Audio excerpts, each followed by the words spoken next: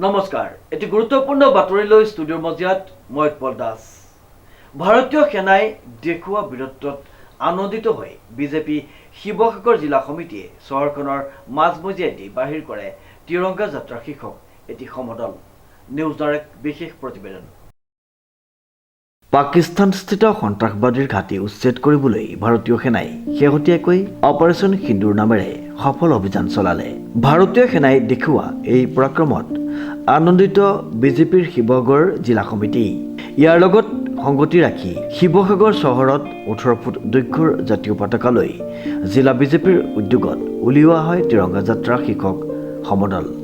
শিৱসাগৰ জিলাৰ ভাৰতীয় সকলো নাগৰিক একত্ৰিত হৈ জাতি ধৰ্ম বৰ্ণ সকলো নাগৰিকে একত্ৰিত হৈ ভাৰতীয় সেনাবাহিনী আৰু ভাৰতৰ মাননীয় প্ৰধানমন্ত্ৰী নৰেন্দ্ৰ মোদী ডাঙৰীয়াই এই যি নিৰ্ণায়ক বিজয় ভাৰত আৰু পাকিস্তানৰ মাজত অনুষ্ঠিত হোৱা এই সিন্দুৰ নামেৰে এই যি প্ৰত্যাক্ৰমণমূলক বিজয় যুদ্ধ তাক সফলভাৱে সমাপ্তি পথলৈ লৈ গৈছে। আমি সকলো ভাৰতীয় নাগৰিকে আজি আমাৰ দেশৰ হৈ যিসকল বীৰ যোদ্ধাই বীৰ আমাৰ সুযোগ্য সন্তানে এই পাকিস্তানৰ বিৰুদ্ধে যুদ্ধত অৱতীৰ্ণ হৈছে, তেখেতলোকৰ হাত শক্তিশালী কৰিবৰ কাৰণে মাননীয় প্ৰধানমন্ত্ৰী নৰেন্দ্ৰ মোদী ডাঙৰীয়াৰ হাত শক্তিশালী কৰিবৰ কাৰণে আমি সকলো দেশৰ জনতা একত্ৰিত হৈ তেখেতলোকৰ লগত আছো।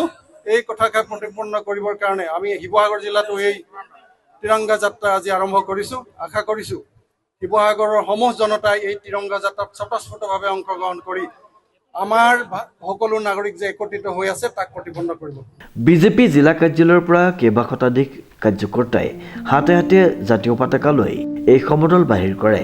এই তিৰংগা যাত্ৰাৰ জৰিয়তে ভাৰতীয় সেনাবাহিনীৰ বীৰত্বক সন্মান জনোৱাৰ লগতে শ্বহীদ সেনাৰ প্ৰতি শ্ৰদ্ধাঞ্জলি নিবেদন কৰে বিজেপি কৰ্মীসকলে। অনুপম বৰাৰ ৰিপৰ্ট, নিউজ নাও।